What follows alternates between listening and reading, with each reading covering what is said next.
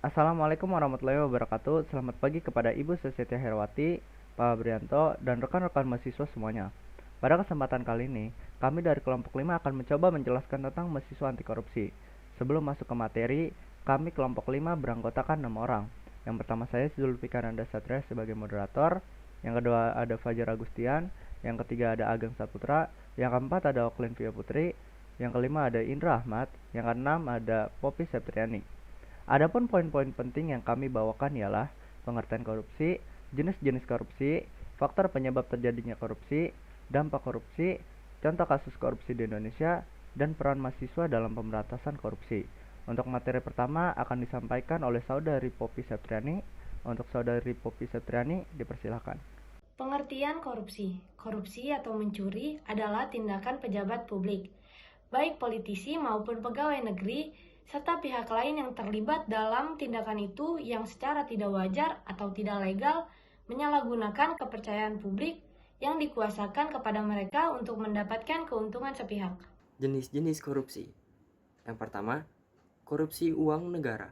Korupsi uang negara ialah jenis perbuatan yang merugikan negara ini terbagi menjadi dua bagian, yaitu mencari keuntungan dengan cara melawan hukum dan merugikan negara serta menyalahgunakan jabatan untuk mencari keuntungan dan merugikan negara. Yang kedua, korupsi suap menyuap. Korupsi suap menyuap merupakan tindakan pemberian atau penerima uang atau hadiah yang dilakukan oleh pejabat pemerintah untuk melakukan atau tidak melakukan sesuatu yang bertentangan dengan kewajibannya sebagaimana perbedaan hukum formil dan material. Faktor penyebab terjadinya korupsi. Yang pertama ada faktor politik. Politik merupakan salah satu penyebab terjadinya korupsi. Hal ini dapat dilihat ketika terjadi instabilitas politik, kepentingan politis para pemegang kekuasaan, bahkan ketika meraih dan mempertahankan kekuasaan. Perilaku korup seperti penyuapan dan politik uang merupakan fenomena yang sering terjadi. Yang kedua ada faktor hukum. Faktor hukum bisa dilihat dari dua sisi. Di satu sisi dari aspek perundang-undangan dan di sisi lain lemahnya penegakan hukum. Ini bisa meliputi aturan diskriminatif dan tidak adil, rumusan yang tidak jelas, tegas, non-leksa, serta sehingga multitafsir, dan sanksi yang terlalu ringan. Yang ketiga ada faktor ekonomi. Faktor ekonomi juga merupakan salah satu penyebab terjadinya korupsi. Selain rendahnya gaji pegawai, banyak aspek ekonomi yang lain menjadi penyebab terjadinya korupsi. Di antaranya adalah kekuasaan pemerintah yang dibarengi dengan faktor kesempatan bagi pegawai pemerintah untuk memenuhi kekayaannya. Dampak dari korupsi, salah satunya adalah fasilitas penunjang usaha yang tak terbangun. Korupsi bisa mengakibatkan ekonomi dengan biaya tinggi. Contoh sederhananya adalah fasilitas transportasi seperti jalan, jembatan, pelabuhan, dan juga bandara yang tidak terbangun akibat dana pembangunannya selalu dikorupsi. Dan yang lain adalah harga barang kian mahal. Dampak lanjutan dari biaya ekonomi tinggi adalah harga barang yang ikut terus melambung. Alasannya karena biaya produksi semakin tinggi akibat fasilitas-fasilitas pendukung dunia usaha seperti jalan, jembatan, rel kereta, bandara, dan juga pelabuhan yang tidak terbangun dengan baik. Jika harga barang mahal, maka ada dua konsekuensi yang mengancam pengusaha. Contoh kasus korupsi di Indonesia. Yang pertama, Kota Waringin Timur. KPK resmi menetapkan Bupati Kota Waringin Timur, Supian Hadi, sebagai tersangka atas kasus korupsi penerbitan izin usaha pertambangan atau IUP.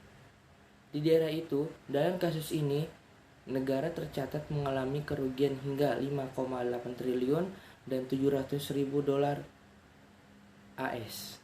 Supian yang juga kader PDIP ini diduga menguntungkan diri sendiri dan korporasi dalam pemberian IUP kepada perusahaan yakni PT Fajar Mentaya Abadi, PT Beli Indonesia, dan PT Aries Iron Mining pada periode 2010 sampai 2015. Contoh kasus selanjutnya adalah kasus EKTP. Kasus pengandaan EKTP menjadi salah satu kasus korupsi yang paling fenomenal. Kasus yang menyeret mantan Ketua Umum Partai Golkar, Setia Novanto ini telah bergulir sejak 2011 dengan total kerugian negara yang mencapai 2, triliun. Setidaknya ada sekitar 280 saksi yang telah diperiksa KPK atas kasus ini. Dan hingga ada 8 orang yang telah ditetapkan sebagai tersangka. Mereka adalah pengusaha Made Okamasagung, keponakan Setia Novanto yakni Irvanto Hendra Pambudi, mantan Direktur Pengelola Informasi Administrasi Kependudukan Dirjen Dukcapil Kemendagri Sugiharto, mantan Dirjen Kependudukan dan Pencatatan Sipil Kemendagri Irman, pengusaha Andi Narogong, mantan Ketua Umum Golkar Setia Novanto, anggota DPR Markus Nari, dan Direktur PT Quadrant Solution Anang Sugiana Sudiharjo. Peran mahasiswa dalam pemberantasan korupsi. Ada banyak cara dan juga ada banyak tempat untuk kita memulai gerakan anti korupsi. Salah satunya ialah peran mahasiswa di lingkungan kampus. Untuk dapat berperan secara optimal dalam pemberantasan korupsi adalah pemahaman terhadap diri dan kampusnya. Dengan kata lain, mahasiswa harus mendemonstrasikan bahwa diri dan kampusnya harus bersih dan jauh dari perbuatan korupsi.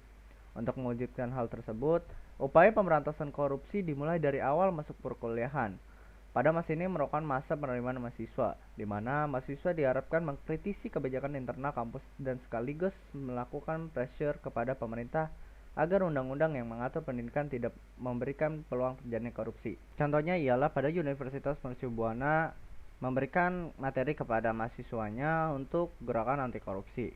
Mungkin itu saja yang dapat kami sampaikan. Kurang lebihnya mohon maaf. Wassalamualaikum warahmatullahi wabarakatuh.